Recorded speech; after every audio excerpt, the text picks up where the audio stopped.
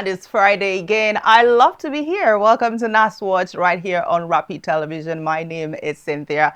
Of course, you know how we do it here. We talk about everything relating to our National Assembly, the stories that matters, and of course, your leaders, your constituency projects, and everything in between, as well as top stories that might just be of interest to us. We sit right here and we talk about them. So for today, we have something really interesting, but it's important for us to share some of the stories, things that happened this week. You might have missed some of them. Don't forget that plenary is not in session right now, but it doesn't mean that our lawmakers are not meeting to do their best, though some might have a different opinion. But let's start with one story that came out and got everybody wondering. Well, for some persons, they didn't really wonder much, which is about Senator Salihu Mustafa resigns as a member of the APC. It's quite an interesting story because most times what you see is people are resigning from other parties to join the APC, but this time around somebody's leaving the APC. Now, he is a serving senator for Kwara State, and he resigned his membership from the All Progressives Congress, APC. He said the decision came, following considerations of the recent development in the All Progressives Congress, APC, in Kwara State. Now, Senator Mustafa said it took him weeks of extensive consultations and engagement with relevant stakeholders to arrive at their decision. Now, he said as a politician, he always believed that politics must be about people, principles, and purpose. He expressed gratitude to the leadership of the APC, especially the president, for providing him a political platform to represent his people. Now, at this point, I'm wondering, where is he going to go? I think Senator Salihu is quite an interesting senator. I've seen him a couple of times, at the chamber. He's quite an interesting person. But I think on this table, we sat down some weeks ago and we talked about likely possibility of some persons leaving the APC due to internal implosion rather. So now it's happening in Kwara State. I don't know how long it's going to take to get to the national level. Now let's move on to other stories where the Senate has frowned at NFF NCS over dismal performances of the Nigeria soccer teams, and they actually held an emergency meeting with DICO and GOSO. So this actually happened on Wednesday through its committee on sports. Don't forget, I told you that yes, plenary is not in session, but the committees are meeting and they're having deliberations now. So they expressed dismay over dismal performances of Nigeria soccer teams, from the Super Eagles' failure to feature in the 2026 FIFA World Cup to the Super Falcons' non-qualification for the 2027 FIFA Women's World Cup in Brazil. It consequently held an emergency meeting with the chairman of the National Sports Commission, Shehu Diko, and President of Nigeria Football Federation, Ibrahim Musa Gusau, presided by Senator Abdul Ningi, that is Bauchi Central. He's actually the chairman, Senate Committee on Sports. Now, speaking to journalists after the meeting, which took place at his office, he said the meeting was called at the prompting of the president of the Senate, talking about Senator Gospel Akpabio. And I quote him, he said, "I have the authority of the Senate president on this very important meeting, who recently asked me that, Senator Ningi, what is happening in sports? What is happening in football?" And, if you've ever heard Senator Ningi talking about sports, you know that he's very passionate about Nigerian sport. I've seen him a couple of times talking about it at the floor of the House. He's very, very passionate about it. And so I just can imagine his facial expression when the Senate president asked him that question. So this meeting was, according to him, is a preamble to the explanation, that he's going to offer the Senate when it reconvenes next month on the state of sports, and in particular football in Nigeria today. And, steps being taken to reposition it for better results, he said. Football rather. Let's be specific, football is something that in Nigeria we love so much and we thrive on. And so if our football specifically is not giving us the desired result, I think it's worth talking about. And so he said he called them to close rank, that is the Nigerian Football Federation and the National Sports Commission, because as at today, they are wide apart from his analysis. They are heading for a meeting at the Villa. So for now, it's work in progress, he said. So Ningi disclosed further that the meeting was summoned to unravel reasons behind the abysmal performances of the Nigerian football teams in recent times, despite enormous motivational packages given by the president to both the players and the officials. Well, I'm quite intrigued to hear that there's enormous, things being given. But he said, I thought the president has done all that he could, in motivating them. And also, as the chairman of the Senate committee, I've also seen that the president has almost quadrupled the budget of the sports ministry, which we can talk about that another time. Well, that's on budget-related matters. He said that despite calls for disbandment of the NFF by some concerned football enthusiasts in the country, the Senate, along with other critical stakeholders, will ensure that whatever action that will be taken falls within the limits of the law. That is what is most concerned. And he said their concern is that whatever action is going to happen, it has to be guided under the law. And we must look at our laws, and we must also look at what the FIFA statutes, also talk about. That's it on the NFF meeting. That's it, the Senate convening on the NFF, talking about sports in the country. Let's now move on to a statement by the clerk of the National Assembly, where he talks about the fact that NAS houses over 14,000 workforce. Now, this is aside legislators, visitors daily. And he also talked about 3,500 bills passed by both chambers within the last 3 years. I think some time ago, I did talk about the bills, the floor of the House, and I did talk about how we have, a lot. Well, he also talked about special salary scale for legislative aides. So this is something we should digest. So the clerk to the National Assembly, Barrister Komoro Gulana, declared that the National Assembly on daily basis houses this large number of people in the workforce, comprising of career civil servants and legislative aides. So the CNA, who gives the numbers in his speech at the last phase of capacity building training for legislative aides at the Tet Assembly, said that over 14,000 workforce is not inclusive of the 469 federal lawmakers and crowd of visitors who visit them daily, making the Nigerian parliament the busiest in the world.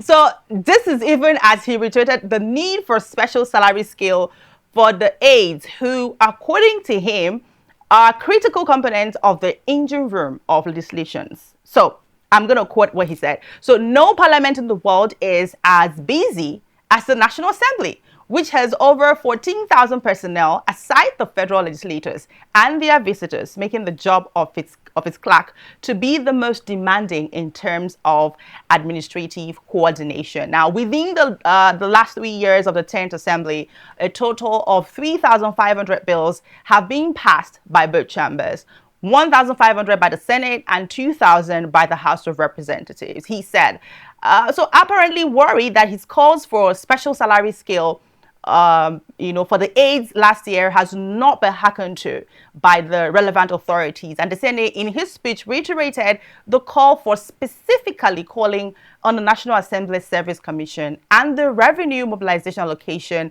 Fiscal Commission to do the needful. According to him, NAGS is the institutional authority responsible for the appointment and administration of legislative aids, while the structure operates within the framework developed, approved by the RMAFC, and is subject to approval by the National Assembly. And according to him, whatever reform we undertake, the goal should remain the development of a professional legislative support service that attracts and retains the best and brightest minds, as well as individuals of exemplary character and moral probity. So he actually talks about 3 different things here: salary structure, bills, and the large number. I think some months ago on the show, we did talk about how our National Assembly have so much, like too many committees. We mentioned too many committees. We mentioned bills. Now, if we I think one of the episodes of NAS Watch, we're going to really sit down to dissect the bills, because he did mention the number of bills. The big question about the bills is how many of these bills, I mean, but from the House of Assembly or the Senate, how many of these bills among the 3,500 really matters to Nigeria? How many of these bills really matters to their constituents? How many of these bills really speaks to the core of what the people at the grassroots, the constituents, what they really want? And so if you having 3,500 bills, how does it affect the everyday Nigerian, right? Which they represent. So these are some of the questions which on a very good day on the show, we're going to really sit down to dissect the bills, at the National Assembly. Because the last time we spoke about it, we talked about committees. Some of the committees are not even necessary. Well, that is where I'm going to leave that. Now, but there's this particular story which is going to form the basis of our conversation for this evening, right? This particular story is on the 2027 election, where the G100 group and the Reps Minority Caucus unite opposition against the APC. With preparations for the 2027 general elections gathering momentum, the G100 political movement and the Minority Caucus of the House of Reps have stepped up efforts to unite opposition parties and key political stakeholders under a common platform to challenge the ruling All Progressives Congress. The latest move follows a high-level meeting at the National Assembly. Now, our correspondent Linda actually have the report. Let's listen to it.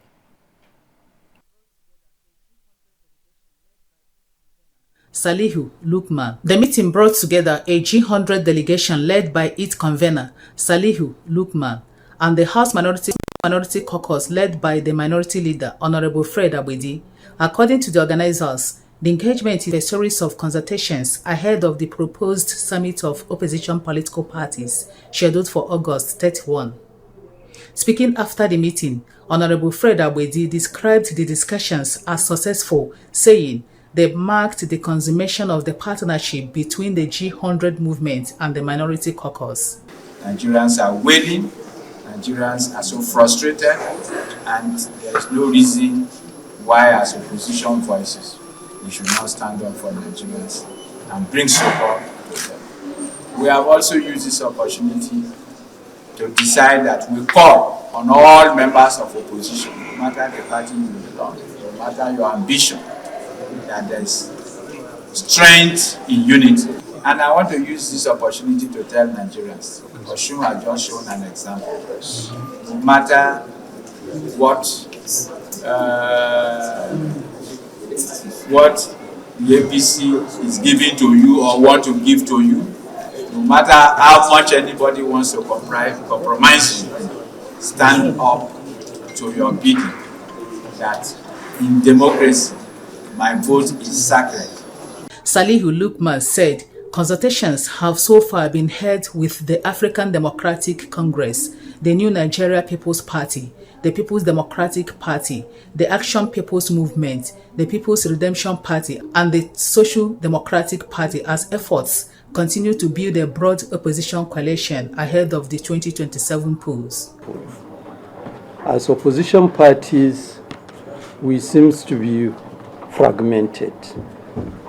And if we continue the way we are going, we are almost going to replay 2023 scenario. And it's almost like a case of handing over victory to the ruling party and agree to work towards having a common front for the 2027 election in order to guarantee victory against APC. According to the G100, consultations with the political parties and stakeholders will continue ahead of its August 31 opposition summit aimed at forging a united front for the 2027 general elections. Linda Ike, Rapid TV News, Abuja.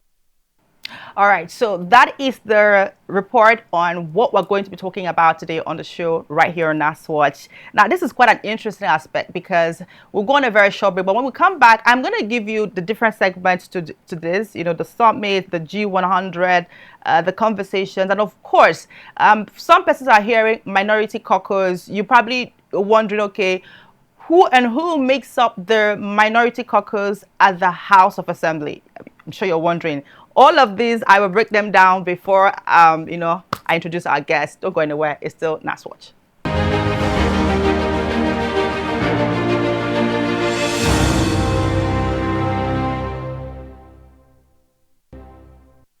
All right, welcome back. It's still NASWatch. Sincere apologies for that very long break, but we're here to get, save the best for last for you. And my guest is right here. Now, I want to tell you about the G100, the caucus, Reps Minority Caucus uniting, ahead of 2027 election, the possibility, and what can we possibly have? Is it something that's going to come to fruition? Do we even have an opposition? Let's start from there. These are some of the questions we're going to be asking. So you're wondering who is the minority caucus in the Nigeria House of Assembly? These are, mixed up of the lawmakers from the opposition parties, people like the PDP, the LP, the APGA, the ADC. Now we have the NDP. I mean, the NDC rather. And, all the other parties that are not the APC or the ruling party. So that is basically those that are referred to as the minority caucus. And so they came together this week. They had a conversation. They are uniting to fight the opposition. And I do have someone with me. I was supposed to have Honorable Afam, but unfortunately, he couldn't be part of this conversation. But I do have Mr. Henry Shield. I would try my best to be very nice with the name. So we have Mr. Henry Shield Unwa Zulahu. It's so great to have you on the show. Thank you. He's the head of Mission Leadership and Accountability Initiative. It's so great to have you this evening. It's a pleasure to be here. My apologies because I actually crammed the pronunciation, but no, you tried actually for someone who is just hearing the name today. I should give you a pass for that. Thank you. All right. So let's dive right into it because of our time, right? You were at this very gathering, you heard all the conversations that were had. Some persons, will be wondering, okay, do we even have an opposition? And the opposition, is it even strong enough to fight the ruling party as we have right now? We have lost several seats at the House of Assembly.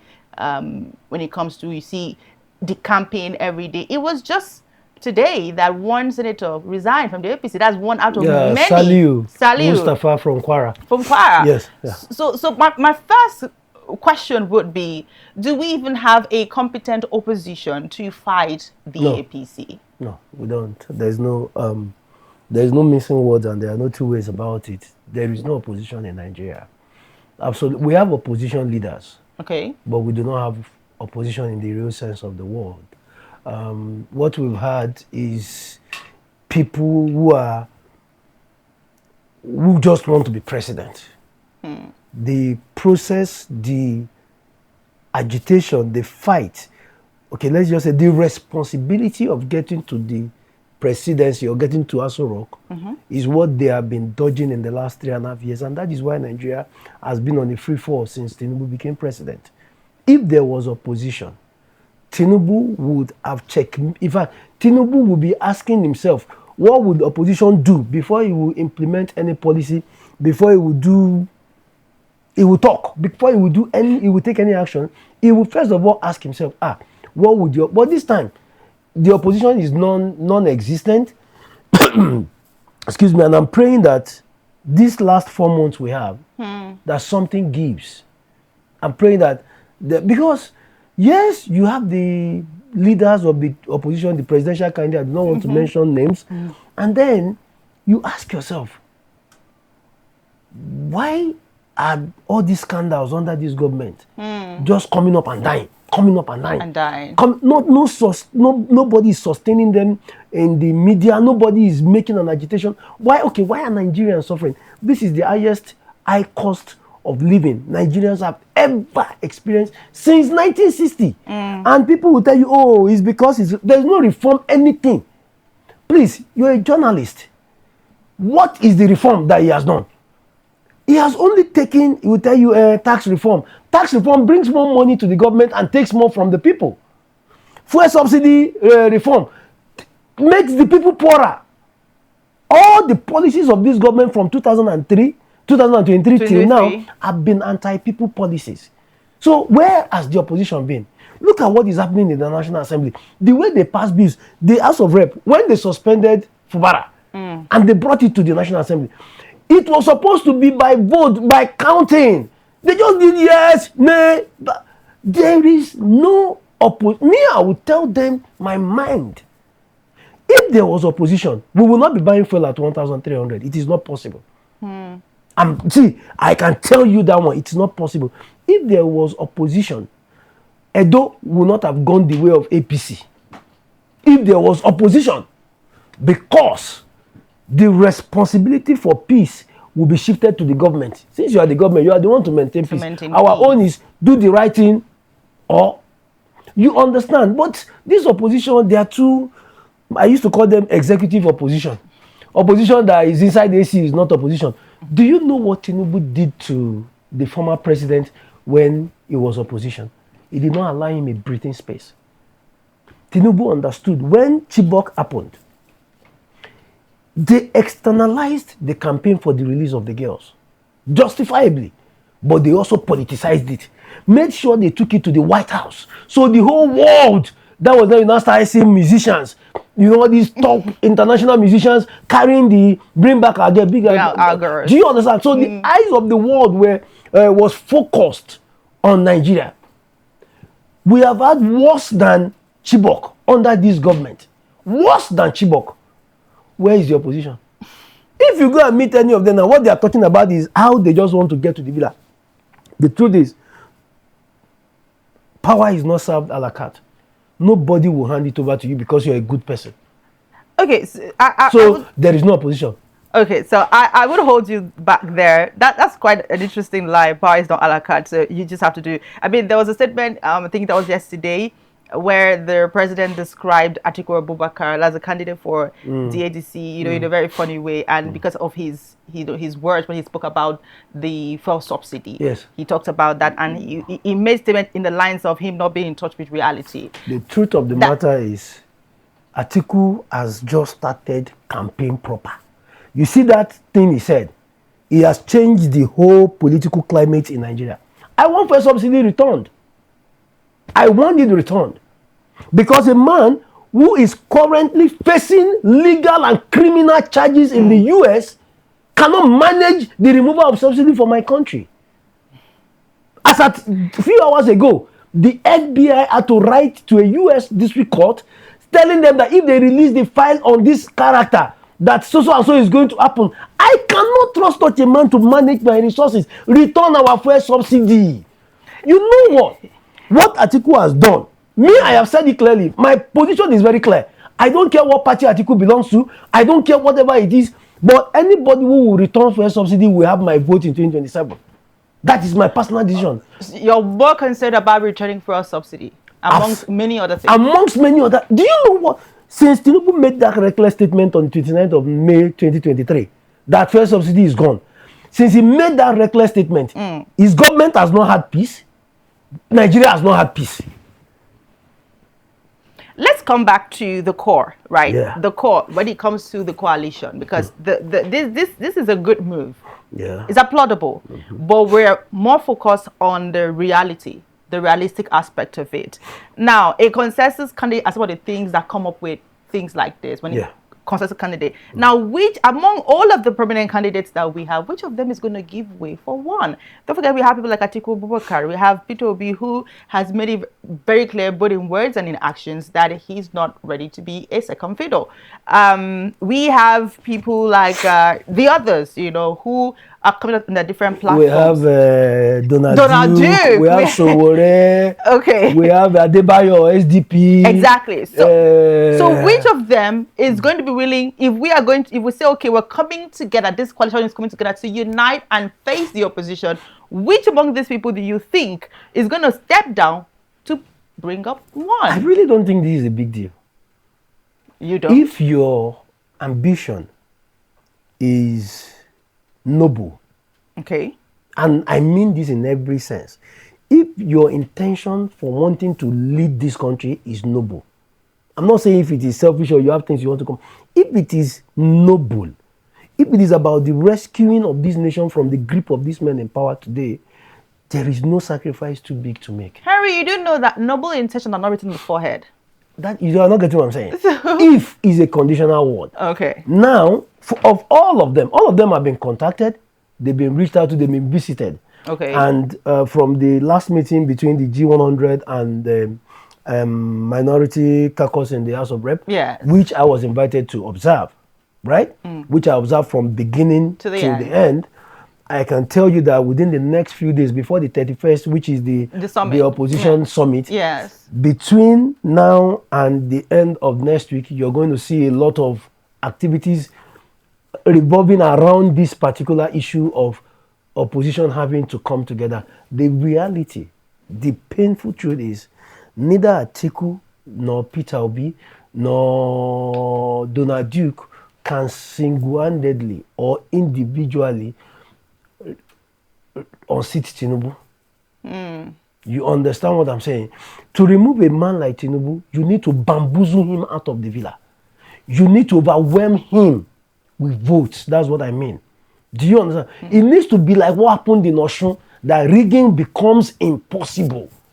You need, because if you don't do that, if you still go and split your votes again, and besides something, okay, let's say I'm an undecided voter, but I don't want to vote for Tinubu. Okay. So the election day, I now get to the polling unit, and then I don't want to vote for Tinubu, so APC is out of it.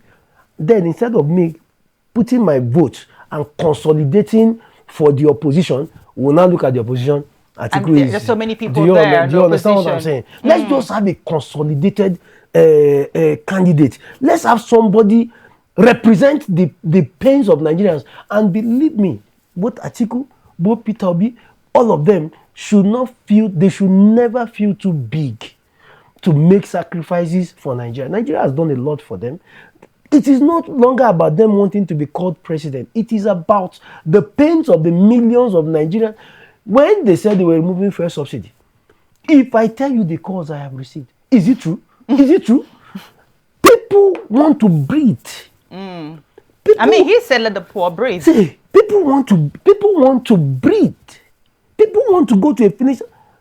Do you know, less than 10 years ago, we used to buy fuel. We used to fill our tank 3,500. 3,500. Now, you fill your tank with 120, 130,000 naira. For a country that has oil. So what is the benefit of this crude to us as citizens? We are just like every other country where they do not have any natural resources. Return the subsidy. So for me, I am begging Alhaji Atiku, His Excellency Alhaji Atiku Abubakar, His Excellency Mr. Peter Obi, I'm begging my brother Showore, I'm begging Adebayo, I'm begging all these leaders, Kwankwaso, all of you, please save Nigeria from Tinubu's hand. Let's now talk about their aspect of, I mean, while we're talking about, I mean, these people are all, to a large extent, their parties are well structured. Yes. And from what you're saying, I mean, if they're able to put ego and personal interest aside, we'll be able to have a united front. That is if everything is on the line. Now, how will they manage their individual underlying, internal leadership dispute? Because let's not forget, many of these parties also have internal underlying dispute. Yes, absolutely. APC does have its own, but it's not very visible for now. These other parties, party structures and crisis, how do you expect parties that are already having internal issues to be able to put that aside and come together to say we want to have a coalition? Because they're not even unified. No, they are in different ways. No. It's not a big deal. You're talking like it hasn't happened before. It happened. It happened when Buhari's AMPP merged with Tinubu's AC to become APC that they are today. Buhari was someone you would never believe would want to team up with a cosmopolitan figure, because he was more like a reclusive individual. But I'll tell you the truth. They saw that going at the PDP separately and individually will never ever give them power. Now, because they realized that at that time, PDP was already a behemoth. It was massive. PDP was practically in every home in Nigeria. So every home, every family must have a PDP member or a PDP supporter or something. If Tinubu and Buhari could come together, let's break this down, Henry. Atiku and Obi is even easier for them to come together. You know why? Because why? They've been together on a ticket in 2019. Okay, so let's break this down. You do understand that they coming together means you're saying you're including the PDP, the Labour Party, the APGA, all of this. No, APGA is not. No, APGA is not in opposition. They told me. I'll give you a story after this. APGA is not in opposition. They see an elected member told me. Okay. During this G11. Okay. G100 meeting. Yeah. A few days ago. When I told him, I said, "Why didn't you join us?" He said, "Who told you I'm in opposition?" APGA member.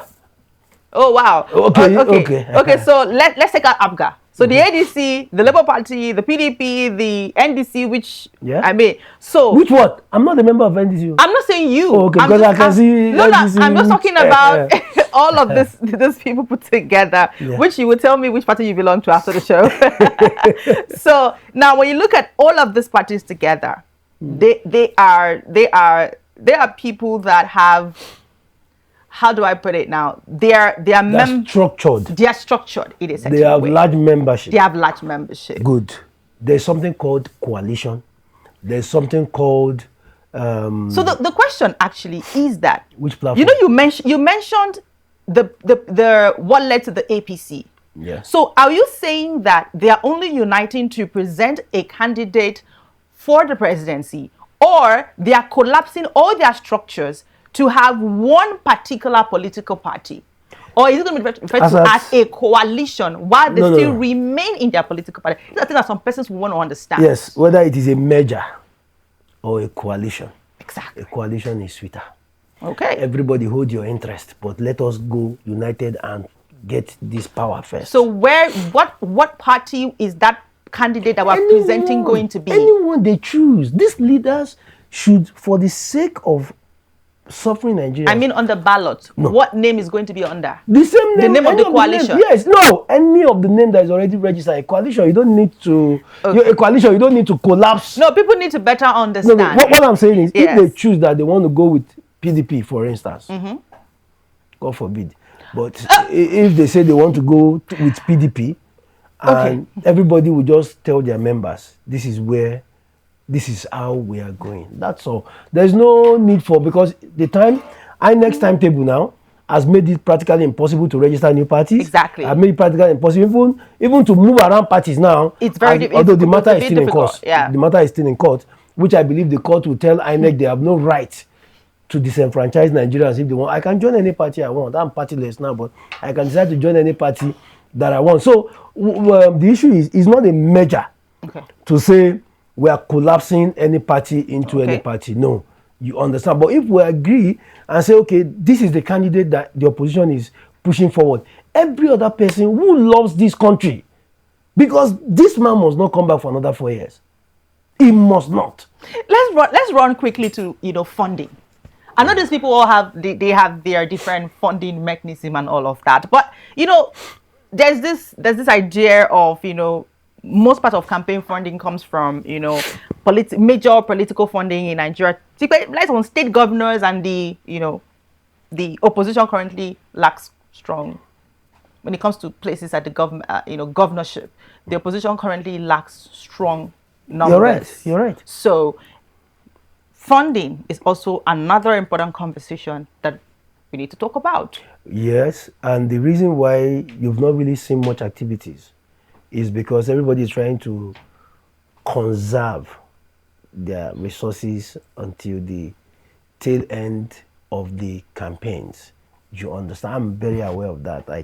I'm very, very aware of that because of the way it is now, I do not want to say some few things, but please don't be too sure that those governors, don't be too sure that. I mean, tell us. Give us the tea. Just don't be too sure that the governors, I like the tea. The governors that are in APC, don't be too sure that they are not ready to fund. Also, they want to be in APC and be ready to fund. Don't be too sure that they are not ready to fund those people you think do not have governors with them. Just give me a little piece of the cake. I just said it. I mean, please. more. No, please. Two slices. I try anything I say. I like to remain within the ambit of the law. But the issue is that there is a general anger towards this government, which is justifiable, which is understandable. There is a general detest for the man in the villa. There are places you can't go and campaign for Tinubu. You won't try it. Somebody was beaten in Delta the other day, terribly beaten, which I condemn, which is wrong. In a democracy, let people follow their will. Nobody should be. But there are places in this country, if you step there and you are wearing a cap or something, you are already toast. You get what I'm saying? Now, funding really wouldn't be an issue. Okay. You understand what I'm saying? Did you see what happened in Osun? People collected 50,000 naira from APC and still went and voted against them. There's already anger. People can't wait for this government to pack out of Aso Rock. At least as many people as I've spoken to, I cannot generalize because I've not spoken to 200 million Nigerians. Sure. But those people that I've spoken to, those I've interacted with, beer parlor, market, bosses. So there's something I did recently. I actually parked. I entered one of these buses. You understand? To outskirts of town. Yeah. I got to their last bus stop and I came back. I entered because I wanted to know if it is only me that You need to feel the pulse. I have not even landed. Calling Tinubu when people took the matter from my mouth. And you know, some of this, maybe we need to record some of these things and play for the people. People have had it up to here. You're living on maybe 200,000 naira salary, 150,000 naira salary. In the past, that could take care of you. You could send some money home.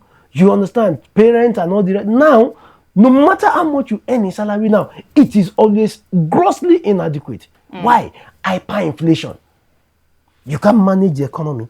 You can't manage security. You can't manage the unity of this country. You can't even manage. Look at what the Imam said last week. In a sane country, it will be under detention. All right, let's come back. Yeah? Right, let's come back a bit. Let's come back a bit very, very quickly as our time is fast spent. I'm very, very curious at this point, right? The Reps Minority Caucus, they're coming together, they want to unite. Could there be a different reason as to why this is coming now from them? Could it be No, that it's not coming from the minority. Let me finish, because I do know that some of them did not return. Some of them did not get their primaries. Some of them did not. So, I mean, could this be an after? Who didn't get their primary? Which of them? So, are you sure you're talking of them? Or you are talking about the people in the ruling party has 271 members, right? Only 130 returned. I'm telling you about APC. I will give you the story because I know. I am telling you that the problem of APC is within APC on its own. These people that are here, the House Minority Caucus was not the initiator of this G100. They were contacted by the leadership of the G100 that wanted to come and visit them.